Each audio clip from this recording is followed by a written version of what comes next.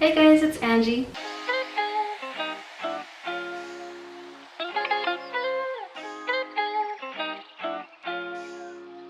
Today I'm going to be making a little DIY that you're actually looking at right now, and it's behind me. You guessed it, I'm going to be making this collage kit for my wall. I saw this online a couple times and I really wanted to buy one of those, but at the same time I was like, you know what? This is $90. I have a printer, I have a computer, I know how to edit pictures, and I have a lot of free time, so why don't I just do this myself, right? So then I dedicated the next I don't know, 2 or 3 days to getting this done. It did take me a lot longer than I expected, not gonna lie to you, but I think it was very much worth it because doesn't that look amazing? So if you want to find out how to make this, keep watching. Hello. While I have your attention, take a second, go down there and give this video a like and then subscribe, and also turn on the little bell so that you get notified every time I post a video, and like that you will not need a reminder from me and you will be reminded by YouTube that I posted a video that you obviously don't want to miss, right? So let's get started. To follow this tutorial, you're going to need some copy paper, some wall safe tape, not double-sided tape. I repeat, not double-sided tape. You will see at the end why I'm saying that.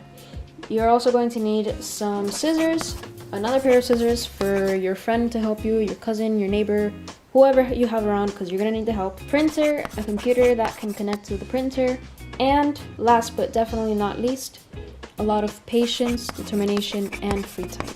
And I mean lots. The first thing I did was to look for pictures on a website called Unsplash, and I specifically used this website because they have high quality images, and I know that they're images that I won't get copyrighted or anything like that. So because these pictures are going behind my YouTube videos, I don't want to have any issues with that.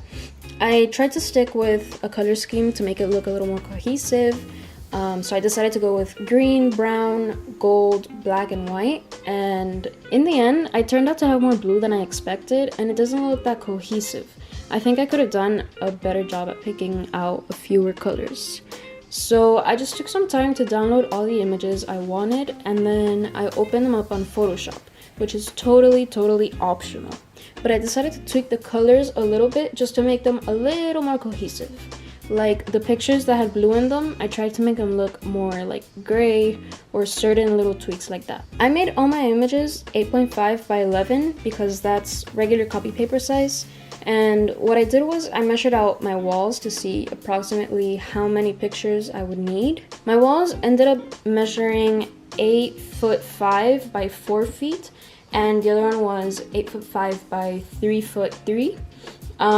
And so I kind of calculated how many images I would need and then added some extras just in case, and I ended up printing 142 images.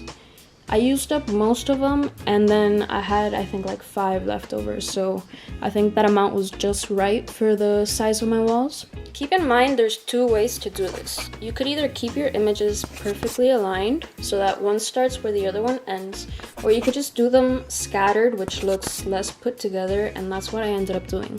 If you want to save on paper and ink, you could do the aligned version, which takes up less prints, and then you could also make the images smaller, but this is just what I went with. I put all the images into one PDF to make the printing process a lot easier and quicker, and then once they were all printed, I had to cut off the white margin on all of them, which I had already anticipated.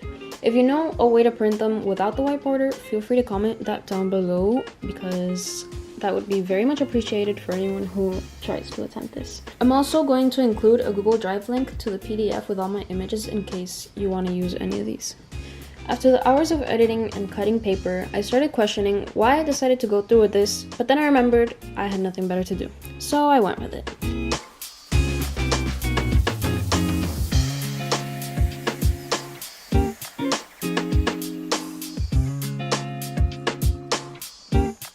At this point, I was a little overwhelmed with so many pictures, so I came up with a sort of system to organize the images.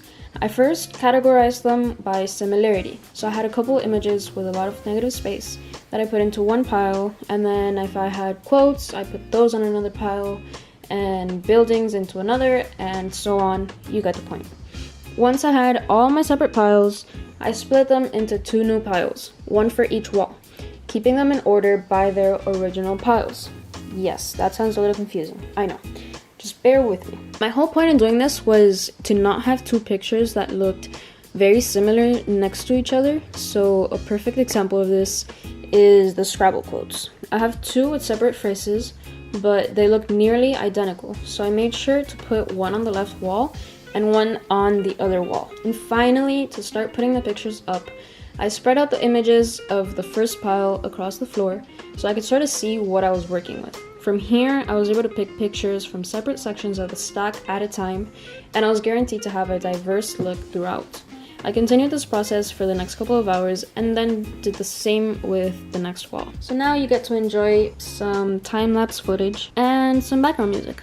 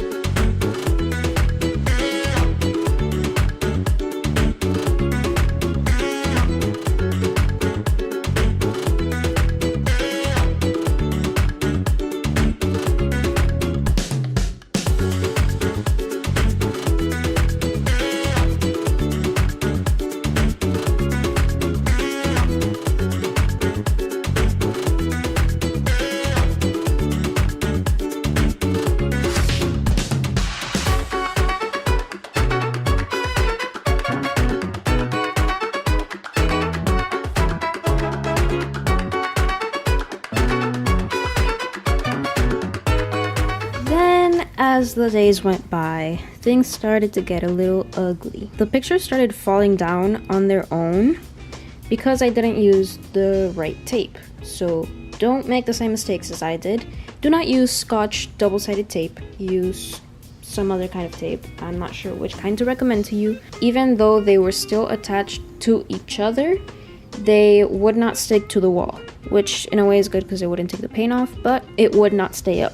So what I ended up doing was using just regular glossy Scotch tape, the one that you put on boxes. I attached it to the sides, so like where the groups of pictures ended, to like all the corners and stuff, and then certain parts that I had no other way of getting to stay up.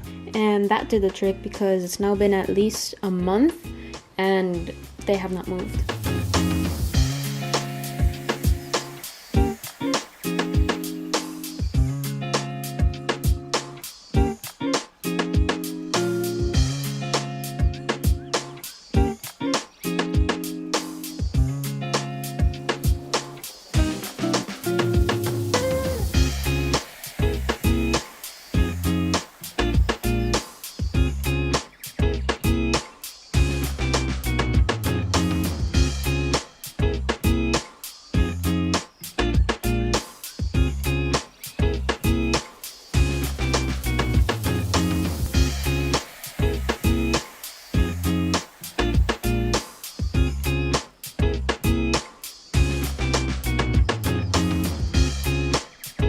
Ladies and gentlemen, I present to you the finished look of my very own collage kit.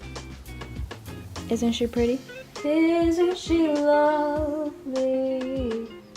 Isn't she wonderful? I'm sorry, I just had to.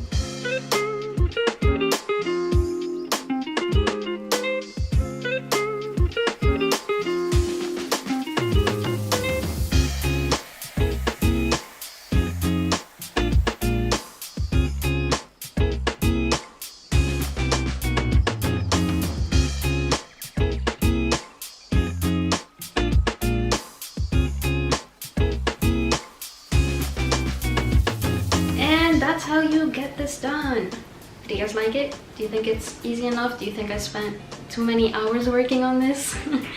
I think it looks amazing, and it's gonna be my new YouTube background, and this is my little YouTube corner that I'm in love with, so I think it was worth it. You know, when you're in this quarantine, you have a lot of free time, so might as well make everything around you look amazing and invest time into things that are gonna